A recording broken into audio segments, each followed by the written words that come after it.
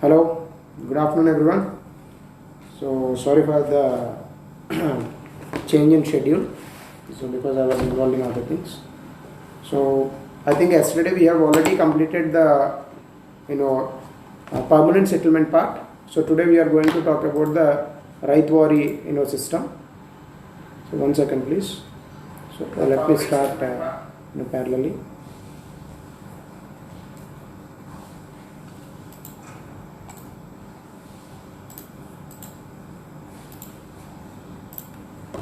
Right.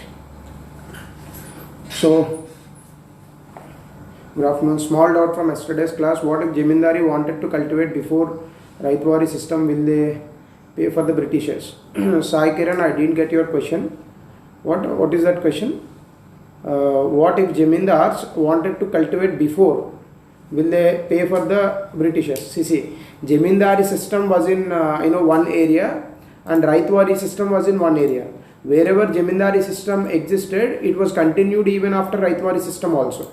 Got it? So I think you have asked a different question. Check it once. If there is any issue, please ask me again. Okay. Right? Okay, fine.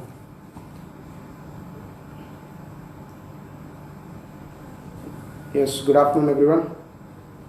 So let us start with the Raitwari system. Okay, I think Raitwari system yesterday have we finished the notes part? Yes or no? Yes. Good afternoon everyone. Permanent settlement already we have finished, and then Raitwari system. I think yesterday we had finished already the Raitwari system, right? 2 points. Yes, only 2 points are there. There is not more than that. After that, of course, I'll give the answers. I'll give the notes. Very few notes is there, not that great. So let me open it once. So till what point we have taken Raitwari system? 2 points in the sense. Madras, Bombay, Assam, Coorg and British collect the rent directly. Akkada varaku cheppunnama? Not briefly. Yes, I haven't briefed it. I'll explain it today. Yeah.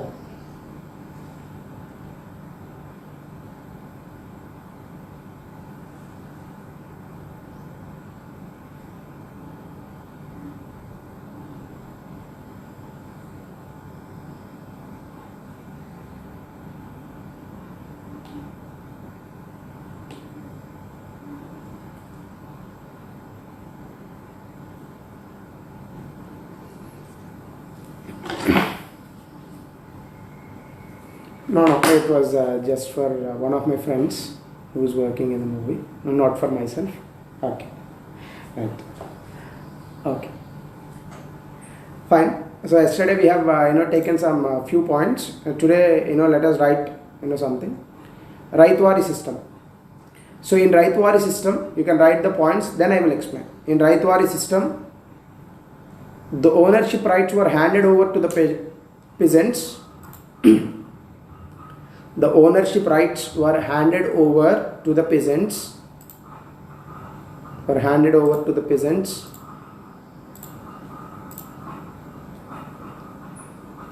British government collected taxes directly from the peasants.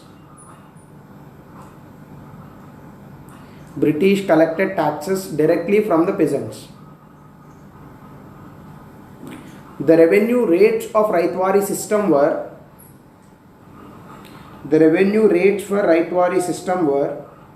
50% for the dry lands, 60% for the irrigated lands.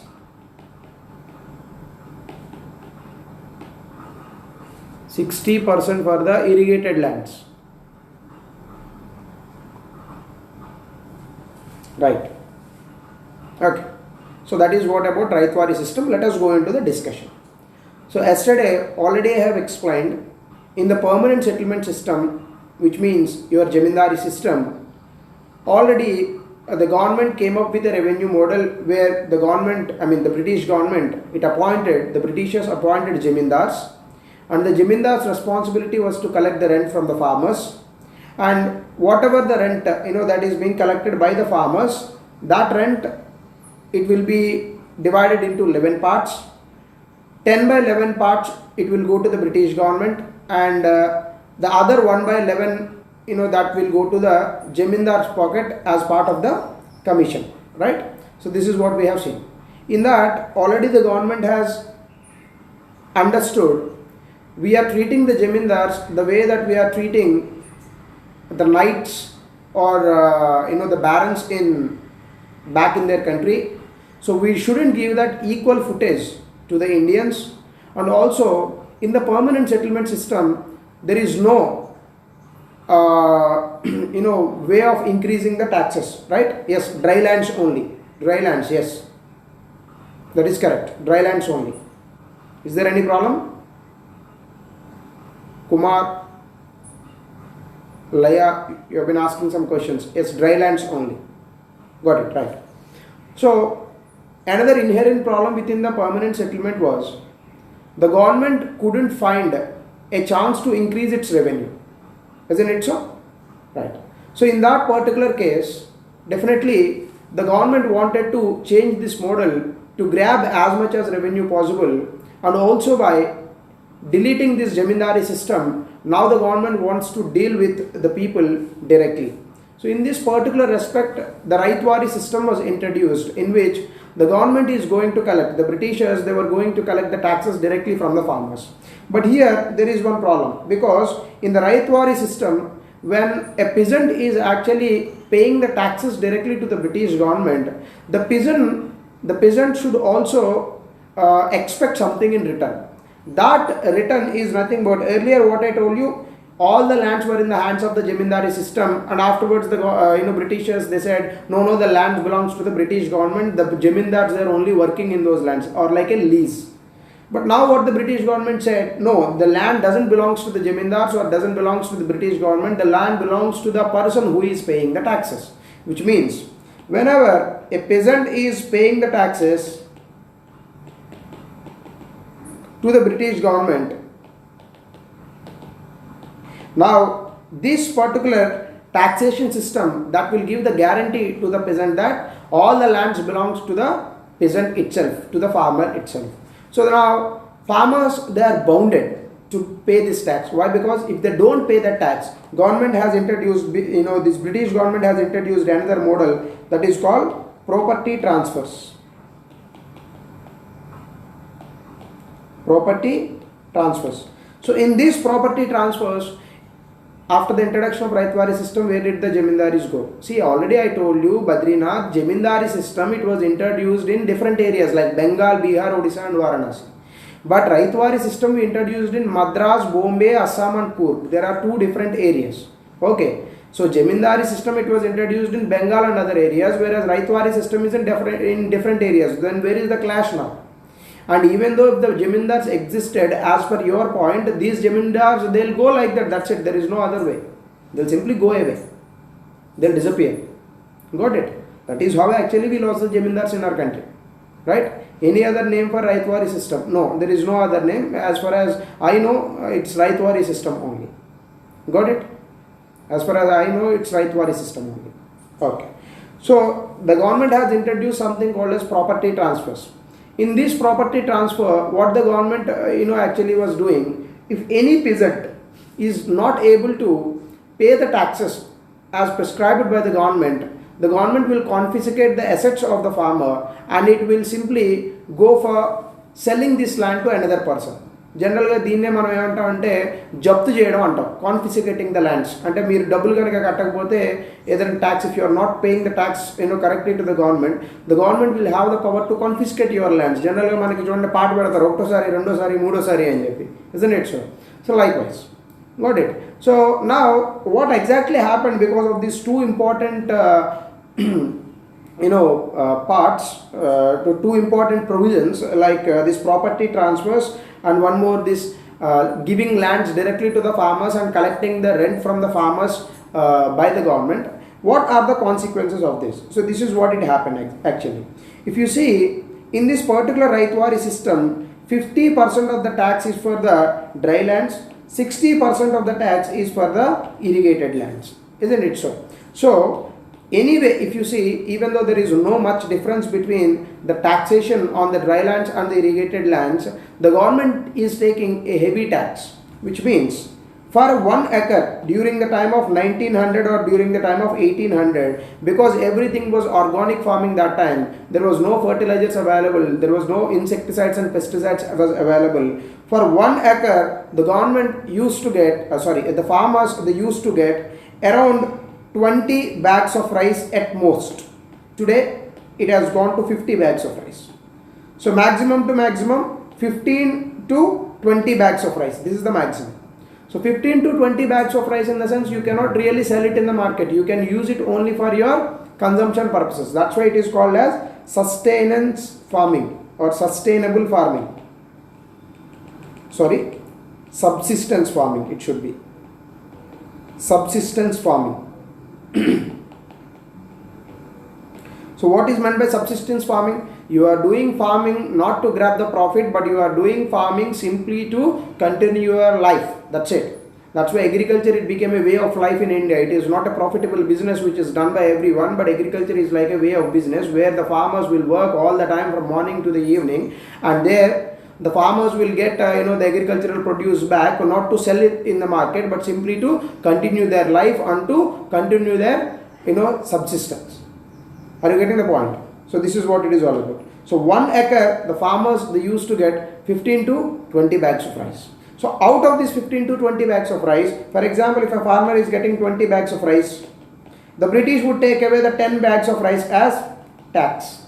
So the farmer is left with only 10 bags of rice. So 10 bags of rice for a family which is having 5 people or 4 people or 3 people, it's a big task. Why? Because this is the only thing that he could earn.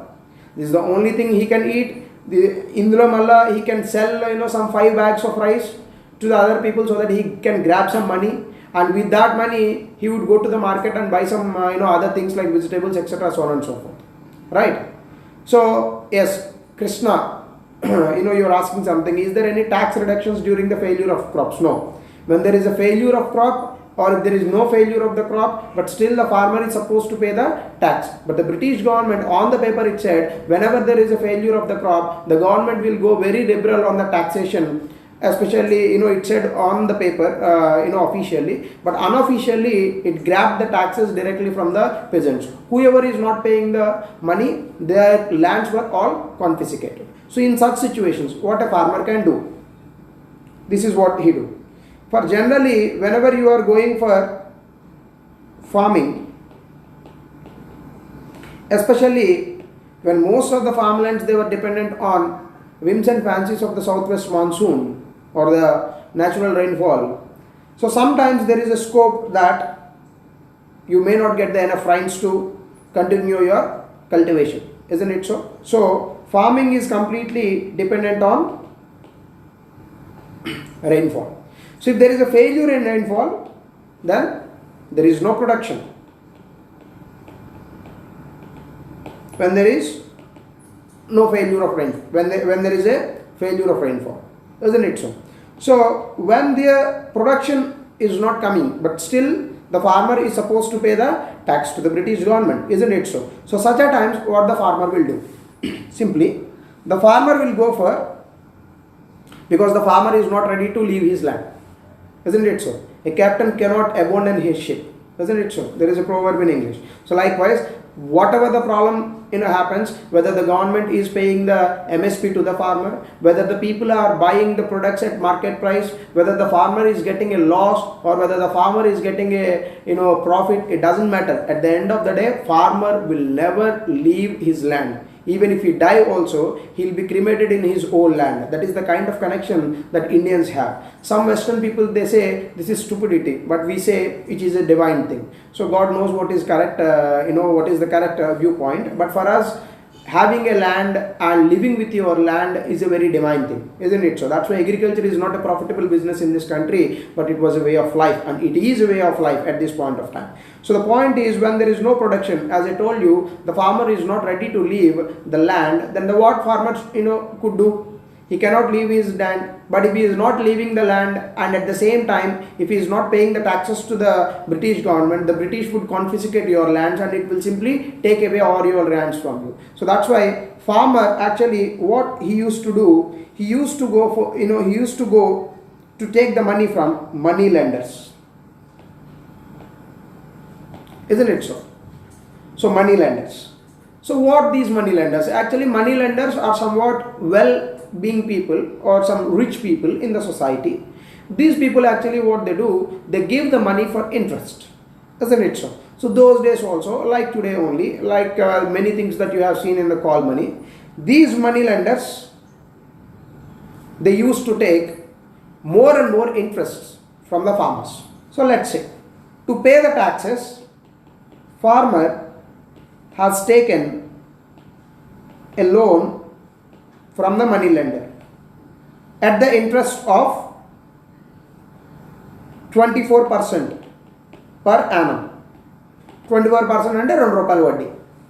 So now at this point of time, immediately the requirement of the farmer is fulfilled, because what is the immediate requirement of the farmer? Paying tax to government. So this immediate requirement, it was well fulfilled. But after some time, what will happen? How the farmer is going to repay that money back? Again, he has to start the cultivation.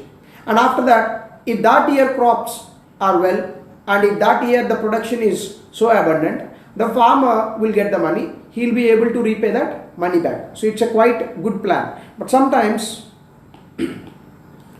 however, you are correct, however your planning is good, however, whether you are a good man or bad man, it doesn't matter. Nature always give you, what you call them, nature always pose you challenges.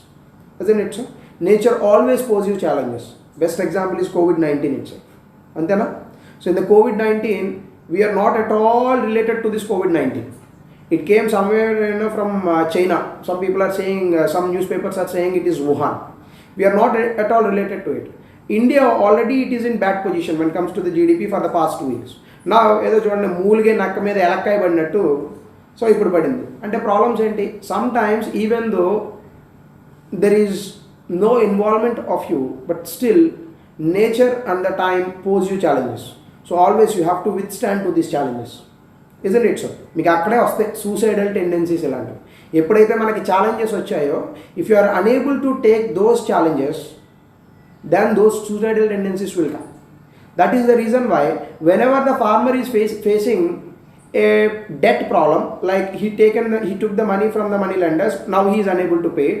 When he has the chance to pay it by producing a good amount of the crops, if there is a rainfall failure, or else because of some natural calamities, if there is a crop failure, then what he will do? He cannot take this burden. So whenever a person is not able to take the burden, what he will do? He will try to commit suicide. Isn't it so? So మీకు ప్రపంచంలో suicidal tendencies ఉన్న వాళ్ళు అందరూ ఇంతే. That's why what is needed in life is you need the firmness. Whatever the challenge, let the challenge come. So we have to be so firm that, see, ప్రతి ప్రాబ్లంకి ఒక solution ఉంటుందండి ఖచ్చితంగా. So as humans what we have to do is we have to find the solutions. ఎందుకంటే ఒక problem పుట్టిన ప్రతిసారి అది సొల్యూషన్తోనే పుడుతుంది. ఈరోజు కూడా మనకు సొల్యూషన్ ఉంది కదా కోవిడ్-19కి. What is that solution? Social vaccine, social distancing. But the point is here, whether you allow yourself to find that solution and you follow that solution, that is your wisdom. అది నీ విజ్ఞత అంతే. Got it? So when comes to the part here, now he is supposed to pay the interest to the money lender, but there is a crop failure. Now what will happen? This money lender, what he will do? Either he will take the crop if there is a good production, otherwise he will simply confiscate the land. Isn't it so? So what was the biggest reason why the farmer had actually taken the loan from the money lender? To keep his land safe. But the very same money lender, with what reason that farmer had taken the money from him, now the money lender is bringing that problem directly to the farmer. Isn't it so? So that is what it is happening. So money lender now what he will do? He will simply confiscate the land of the farmer. This is how there are many castes in India. నేను పేర్లు చెప్పను ఎందుకంటే కొంతమందికి నచ్చుతుంది కొంతమందికి నచ్చదు. Northern ఇండియాలో పేర్లు చెప్తాను. యాదవ్స్, అలాగే కర్ణాటకలో వచ్చేటప్పటికి యడ్యూరప్ప కమ్యూనిటీ ఒకటి ఉంది, లింగాయత్ కమ్యూనిటీ. అలాగే తమిళనాడులో వచ్చేటప్పటికి Dora community. And then after that in Andhra and Telangana Reddy and Kamma community. They're all money lenders once upon a time. See, I'm not saying whether the money lenders were doing correct or not. This was the part of the business in the society. So మీరు కూడా ఈరోజు డబ్బులు వస్తే మీరు కూడా ఇదే చేస్తారు. So I'm not saying that whether these castes did something right or something wrong. I am not the judge and jury. Got it? I am simply telling you the information. So no need to make controversies out of it. Sir, is there any tax on farmers at these days? If they were not, what are the figures? Is there any tax on the farmers at these days? No. Presently, now there is no tax on production. In 2019, I am talking about, 2020, there is no tax on production. But they have to pay the land tax. And if you have the farmland of 1 acre, you are supposed to pay the tax. Is the situation caused for starting of Vetti? Yes, Vetti Chakri, it was done a bonded labor. Once the farmer's land is confiscated either by the British government or by the money lender, where the farmer will go? He will simply stay in his land only. So the very money lender, now he will give the land to the farmer where he has actually confiscated from. He will give the land to the farmer for farming. That is tenant farming. Vetti Chakri. Akkada start avutundi. Bonded labor. Yes, absolutely. That is the answer. Are you getting the point? So this is how the farmers were actually destroyed because of the policies of the British. And one point which you have to remember is, okay, forget about all these problems, but British government is already taking some 50 to 60% of the tax, but still British government is not doing anything for improvement of agriculture. It is not doing anything for the improvement of agriculture. If it had done, then today the farming would have seen a different a different angle. It would have been there. Are you getting the point? So this is what another system which spoiled the Indian agricultural sector, and also ultimately which resulted in stagnation of the Indian agricultural sector and a complete spoilage of the Indian farming system. Any doubts in Rayatwari? Please. If there is any doubts, please ask me. Otherwise, I will go to the Mahalwari system.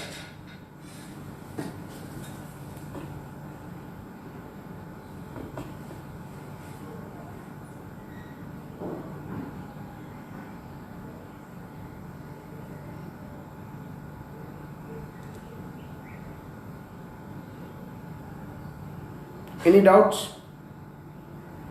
Please comment in the comment section box. I am waiting for your comments only. Okay. Mahalwari. Next system is Mahalwari system. Mahalwari system.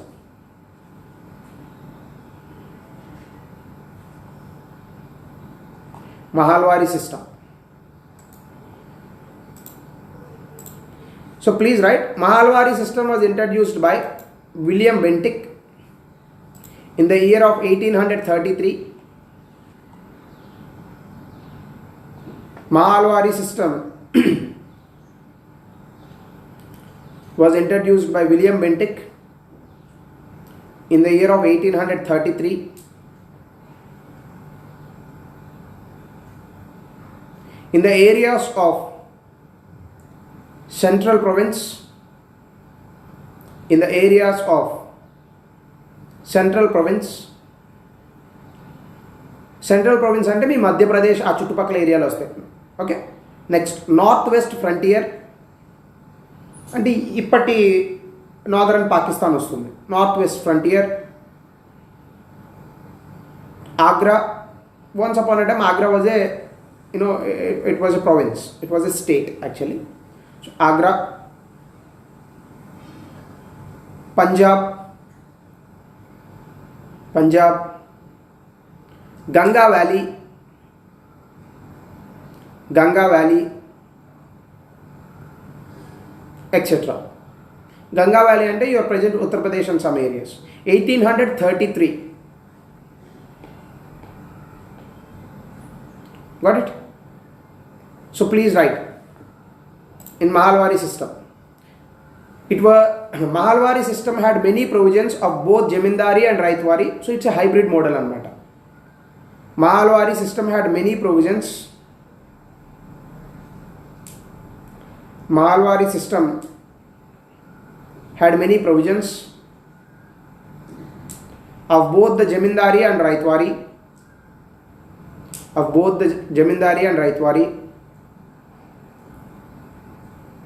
Full stop. In this system, the land was divided into mahals.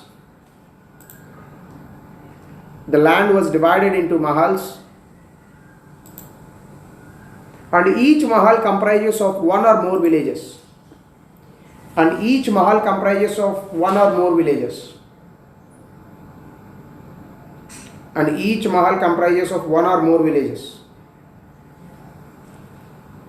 Okay. In this system, ownership rights are vested with the peasants. Ownership rights were vested with the peasants.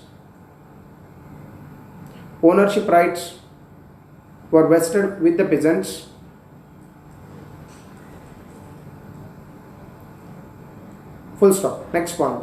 A village committee was held responsible for the collection of taxes. A village committee was held responsible. Okay. A village committee was held responsible for collection of taxes. Okay.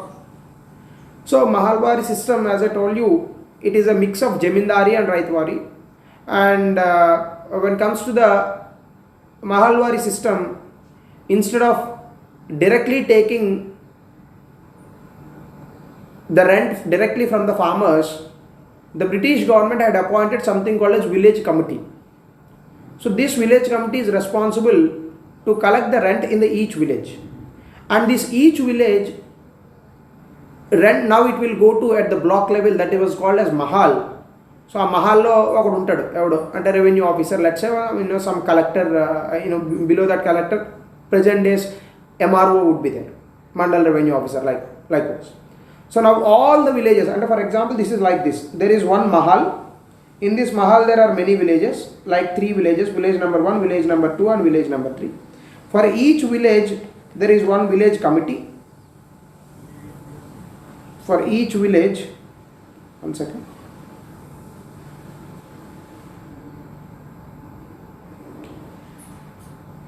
Okay. For each village there is one village committee, right? This village committee is responsible for collecting the rent from the farmers. Now this village committee, each village committee will submit the rent to the mahal, and all these mahals they will submit to the district collector. This district collector will directly submit to the governor, which means British government itself, even like present hierarchy. So yes, you can call it like bill collector, representation of Indian people. Badrinath, I didn't understand your question. I didn't get your question. Pardon. Please can you brief that question once again so that I can answer.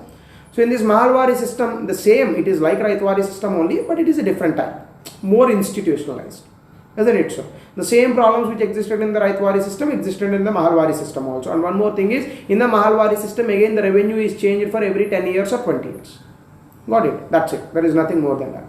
So ask me if you have any doubts in Jamindari, Mahalwari and Raitwari, so that I can answer the questions. Otherwise, we will go on to the industrial sector. And we have seen till now how the Britishers spoiled the agricultural sector. Now let us see how the Britishers spoiled the industrial sector. Got it?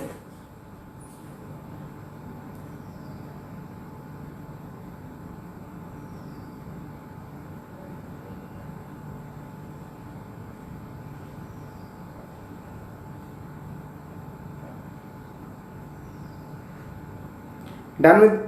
See, you should react, okay? Don't make it like a very calm place. Please react. You can move forward. Yes. On what basis tax was collected? On the basis of production. How much you are producing. And if you are producing 10 bags of rice, you should give half. After that, they made it as rent. And there are different types of taxes. Anyway, you will study these in your modern India. But generally, taxes actually it was two types. One is tax on production. I think you have you seen the Saira Narasimha Reddy movie? In that he will tell you. Afterwards, this production was cancelled because sometimes people may say I have produced only less. Now they put something called as rent, which means rent for each acre of land. Rent for each acre of land. Okay, simple. Raitwari system was introduced by Captain Reed. No, it's not. It's not. Raitwari system, it was Thomas Munro. It was introduced by Captain Reed maybe in that particular area, but the whole idea of the Raitwari system it was introduced exactly for the implementation by Thomas Munro. You can check your NCRTs. You shouldn't rely on these things on your internet. What is written in NCRT, that is correct. So I have taken this note from NCRT. So there is no controversy at all. Got it? So what is that? Village leaders, right? Lombarders. Yeah, in some area I think. 1 quintal means 10 bags. 1 quintal means 10 bags, sir. And 10 bags and etla? You're talking about 1 quintal, right? That is what you are asking. And generally we call it as bales antam. So quintal veru, ton veru. Ton ante 100, quintal ante 1000 kilos. What made, yes, 10 bags ante each bag 100 kilos eskunte 1 quintal 10 bags avutundi. What made them to shift from Raitwari and Mahalwari system? I couldn't get you what beneficial to them in Mahalwari. See, Raitwari and Mahalwari both are same. But instead of going to each farmer directly by the British, it is better to institutionalize, right? There is no difference between Raitwari and Mahalwari. Only difference is in Raitwari system, directly the British government executive itself, officer itself is going to each and every farmer and collecting the rent. Instead of that, what the British did in Mahalwari, they combined the Mahalwari, they combined the villages into mahals, and each mahal will give the revenue to the British. There is nothing difference out there. Simply they made it for the their administrative convenience. Ante. But when it comes to the Jamindari Raitwari, there is a difference. Here it is only administrative convenience. Is there any chance to village committee to do corruption by manipulating the farmers? Yes, sometimes. But do you think that question is asked? Adri, do you really think that question is asked in UPSC? 1 quintal 100 kilos, okay, meere chudandi, because I am not good at measurements. Then pratisari internet check cheskuntanu. So please, you check it. A quintal, ton, I am not that great in that. Okay. So 1 quintal. So you can check. I think 100 kilos. Yes. And ton ante ton ala gurtu pettukunnanu nenu. 1 quintal 100 kilos. Okay, fine. 100 kilos. Okay. Any chance to village committee? As I told you, yes. Sir, is village committee members are Indians? Yes, some of them. Most of them. But at Mahal level, Britisher will be there. At Mahal level also, Indian will be there. But Indians who are mostly associated with the British. Why can't the British government impose a single system whole country? It is not going to work, no? Why different systems? See, always the culture it differs, from place to place. You're asking a very, subjective question, isn't it so? See, for example, if I ask you the same question, why corona is not killing all the people in the same manner? What is your answer?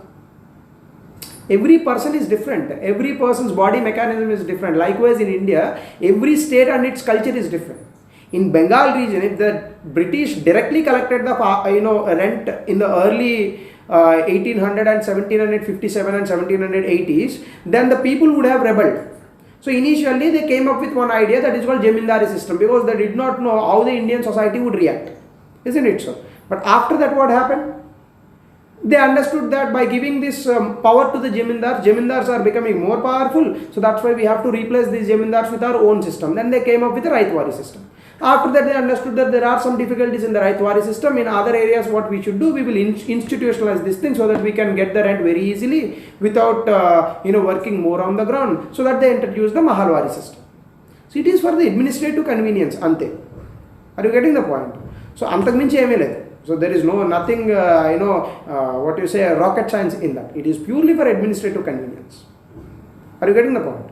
Simple. You cannot make everything in a what you say same line in this country. No, it is not going to happen. మీరు కావాలంటే చూడండి, southern Indians, especially in Andhra and Telangana, they are taking this lockdown, they are following these lockdown principles very neatly because we are law abiding people. You go to the northern India, people are quarreling with each other, isn't it so? For example, recently it happened in Indore. In Indore, when the people went, because of the tabligh, some people they went to the tabligh meeting, and when the police and other health workers, when they went into that indoor area, then the people started attacking these people. So why these people are going to simply save them, but they are taking in a different way. So every person, they won't react in the same way. So that's why British also, it went with the administrative convenience. If we introduce Jamindar system in Bengal, it will work, so implemented it. If we introduce a Mahalwari system in Agra, then it would be a successful project. So that's why they implemented in that way. So always that implementation differences will be there, because the ultimate end of the British policy is to grab more revenue. It doesn't matter what kind of means they are following, it all matters what kind of end they are getting. Have I answered your questions? Yes. Okay. Next. Next, another small point in agriculture sector. Changes brought by British in agriculture sector. Changes brought by British in agriculture sector.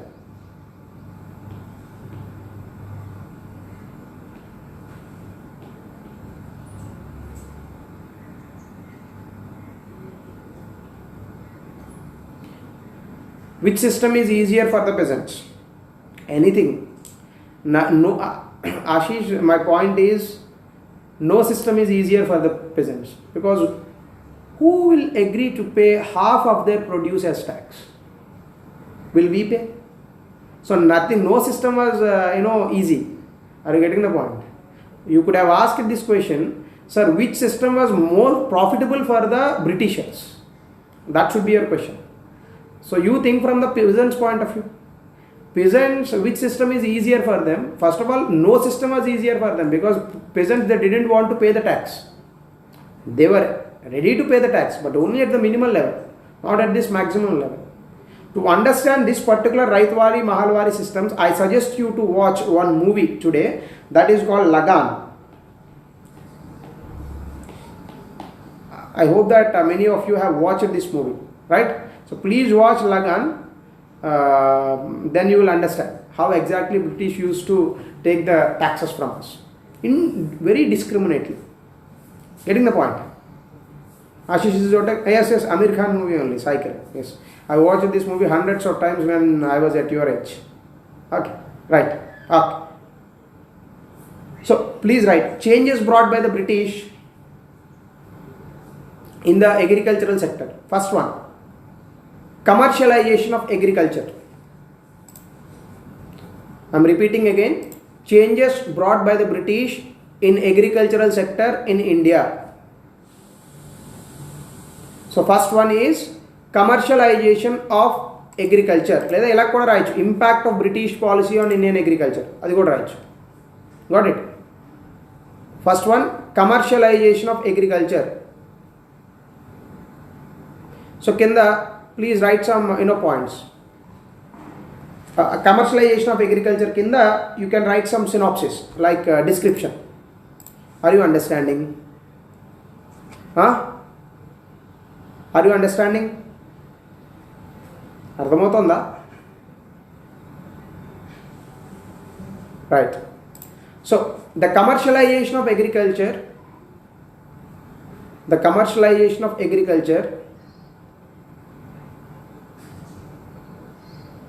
was coincident with industrial revolution,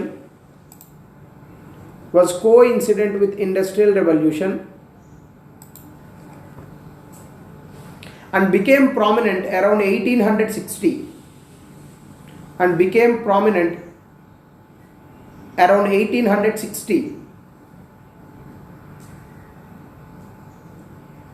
Second point, commercialization brought a change from cultivation for consumption to commercialization brought a change from cultivation for home consumption, from cultivation for home consumption to cultivation for the market, for home consumption to cultivation for the market.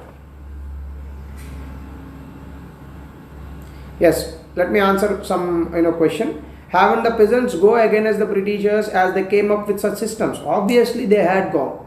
They had gone many times, but the British could suppress them with the use of the army and the police power. And let me ask you one question. Why you people really think how the handful of Britishers could rule this country for 250 years? How it was possible? Why you people really think that a handful of Britishers could rule this country for 250 years? I need one word answer. Please answer that question so that Shravani, I can answer your question with this answer. Answer with an answer.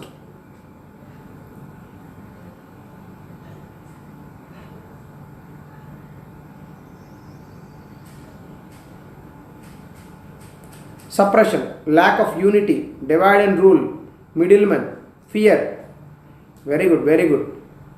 Inequalities in society, no coordination between kings, no stable government, no unity, no coordination, power, suppression, no unity among people. Absolutely, there is no unity among people. This is the answer. This is not true in British times, but this is also true in 2020. Are you getting the point? That's why nationalism is a very new concept to all of us.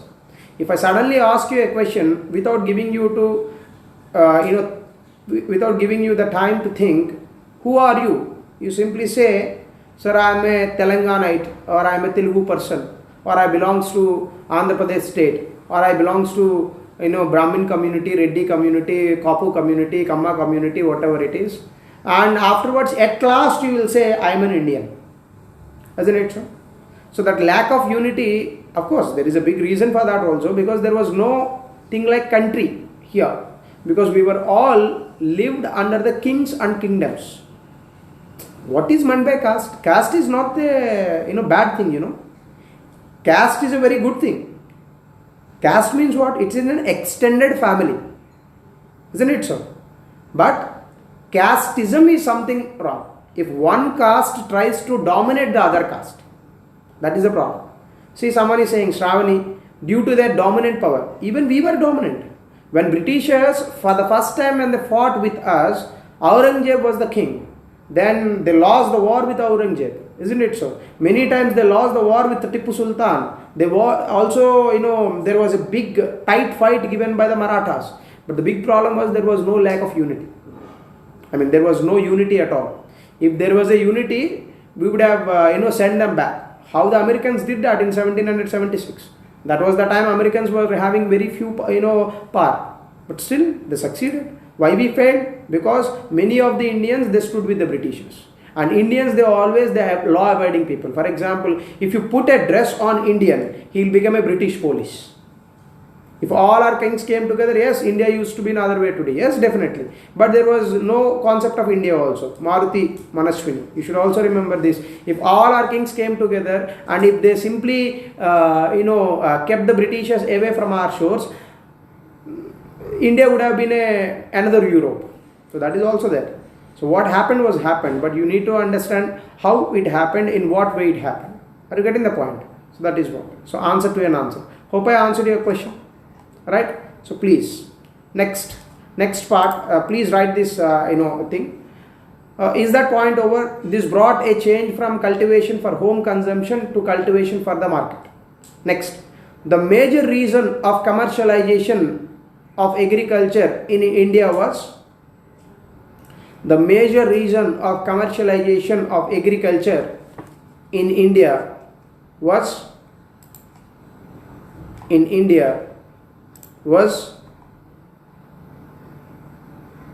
in India was because it reduced to the supplier of raw materials and food grains to British, because it reduced to supplier of raw materials, because it reduced to supplier of raw materials and food grains to Britain, an importer of British manufactured goods, an importer of British manufactured goods, an importer of British manufactured goods. So I want to share one big irony with you all people, which is a part of analyzation under this concept. So give me some 2 minutes and then I'll come back to the original topic. So today, what kind of impact that the Britishers had on the Indians, right? If we ask this question to anyone, so someone please repeat the point which I have given to you. Please put it in the comment section. Let us save the time. Okay. So what kind of impact that the Britishers had on us? If we ask this question to yourself in 2020, perhaps you would come up with a mind-blowing facts, like how our culture was completely transformed to the westernization. Initial days, when the Britishers didn't come to India, India was a place was very much known for a big developments when it comes to the textile sector. I'm talking about before the Industrial Revolution. The kind of handmade goods, it may be the textiles, or it may be the handicrafts, or it may be the ironsmith, or it may be the goldsmith. The kind of products that we produced, okay, the kind of products that we produced, they were well known to the world. But the Britishers, when they started Industrial Revolution, these well-known goods of India, they couldn't compete with the British machine-made goods. So ultimately, the main reason behind occupying the India, as someone is saying, put the sponge in Ganges and Ganga river and squeeze it in Thames river. It's a idiomatic expression came from the NCERT itself. It was a statement from the NCERT, Ananya, right? Yeah.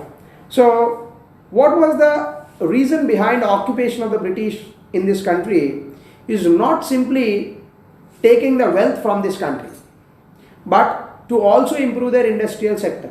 For example, when the British started Industrial Revolution, when the British started Industrial Revolution in 1740, British, they wanted raw materials. At the same time, British also wanted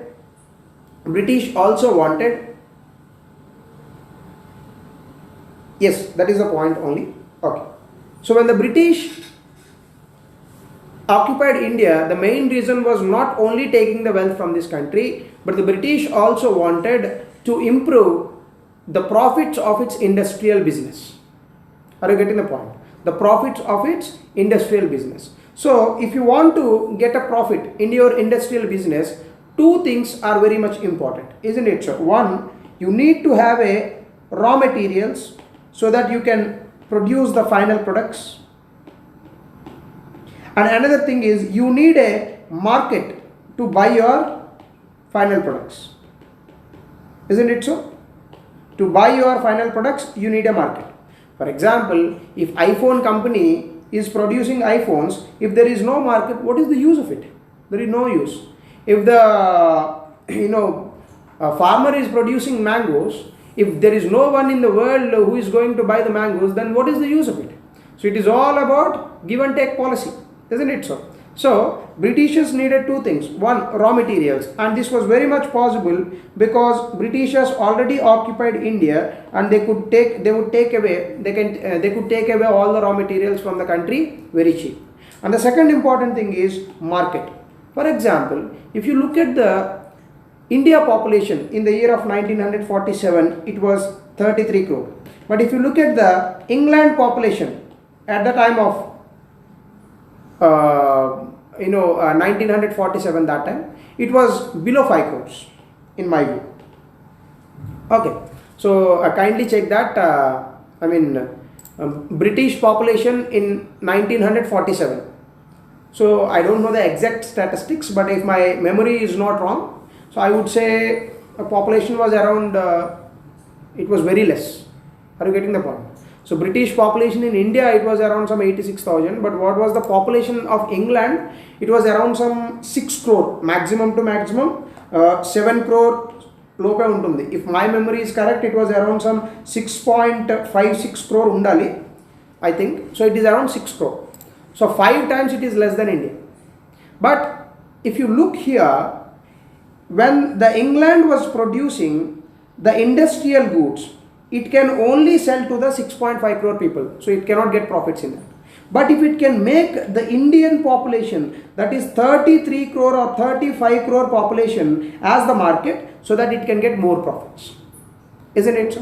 Now what the Britishers said, see, if we sell our goods only in England, there is no way we can get the profits.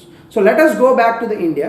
Let us change the India according to the needs of the British, so that we can get maximum number of profits. Then they introduced all the different westernization topics. For example, if any person is wearing a suit in British, it is a requirement because it's a cold place, because it is a place where they get the temperature which is below 0 degrees sometimes.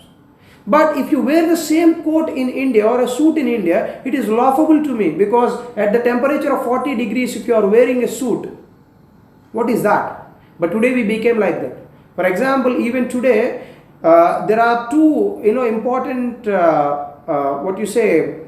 dresses which are so village oriented. మనం జనరల్గా చూడండి, ఊళ్ళల్లో కూర్చున్నాం అనుకోండి, లింగిలు కట్టుకుంటాం లేదా పంచి కట్టుకుంటాం కదా. ఈరోజు నేను కూడా లుంగి కట్టుకొని క్లాస్కి వచ్చాను అనుకోండి, మీరందరూ అదేదో పెద్ద ఇల్లిటరేట్ థింగ్ కింద నవ్వుతారు. Even the society will start laughing at me, అంతేనా? If I come in my car with a lungi or with a normal dress which is wearing in village, how the people will see it? What is the point which I don't understand in this country is the things we invented, the things we brought to this world with an innovation, the things which are Indian in nature, but when we are following that culture, now that became a big laughable thing and irony in this country, which I do not like in this country. Isn't it so? మనం కనిపెట్టిన బట్టలు, మనం కనిపెట్టిన వస్తువులు, మనం కనిపెట్టిన culture, ఇది మనం ఫాలో అవుతూ ఉంటే వాళ్ళు ఇప్పుడు ఏమంటారు? మనం ఇప్పుడు for example, if any one following that pure culture of India, that if I come in that kind of attire to the class, what kind of comments that I take from the society? He is an illiterate, he is a fool. ఇంకా గట్టిగా మాట్లాడితే మనం ఏమంటాం? వాళ్ళని వీడు ఒక పల్లెటూరు బయట అంటాం, అంతేనా?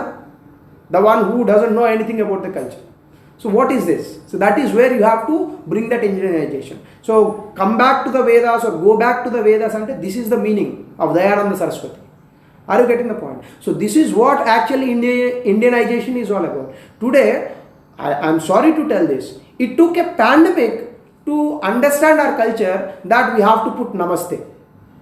Isn't it so? Now the government is coming up with laws. Recently the Maharashtra government has passed one law that if anyone is spitting on the road, that is a punishable offense. Even Andhra Pradesh government did it. But it took a pandemic to understand this topic. Shameful on Indians. Isn't it so? ఒక pandemic వస్తే కానీ మనకు అర్థం కాలేదా Indian culture ఏంటో?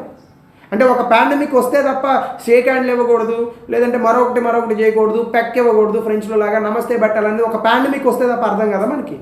So this is what Britishers spoiled us. This is what Swami Vivekananda wanted to revive. This is what Gandhi wanted to bring a change. But unfortunately, they died before their times. That is the reason why this country is still loving the westernization culture. So this was also the impact of the British. Okay. So please write another point. Sorry to take your 2 minutes time. Let us go back to the original discussion. Right. Okay. So please take these points. Next point to where you have stopped. This era saw the introduction and proliferation of many crops as cash crops. This era saw the introduction and proliferation of many crops as cash crops. Proliferation of many crops as cash crops, such as indigo, cotton,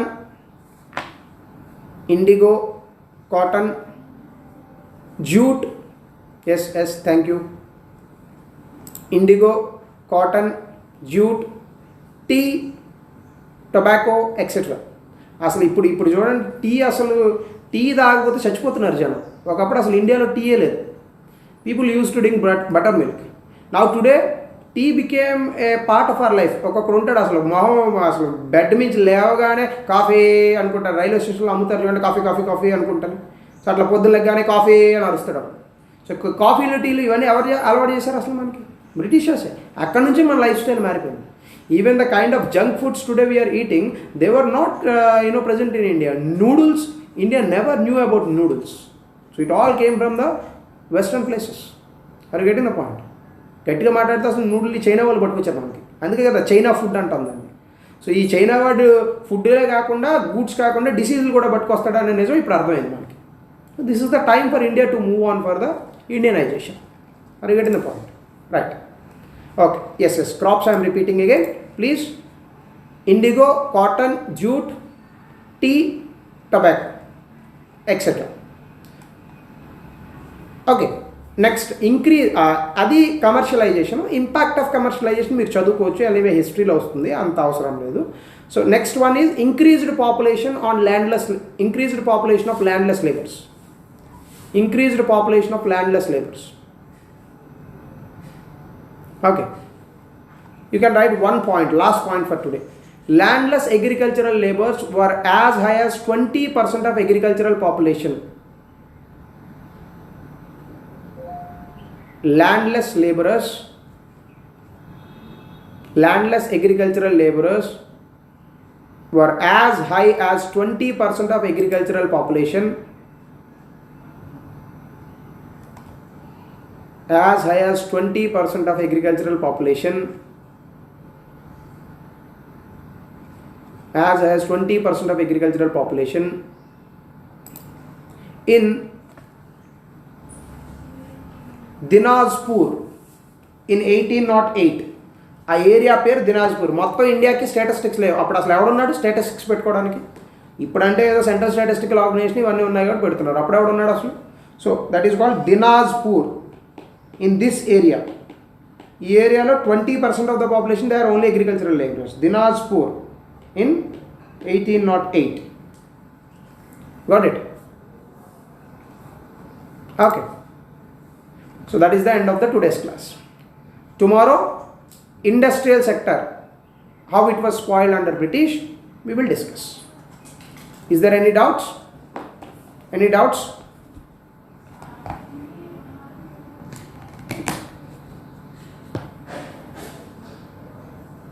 Any doubts? Okay, bye everyone. So have a good day. Thank you.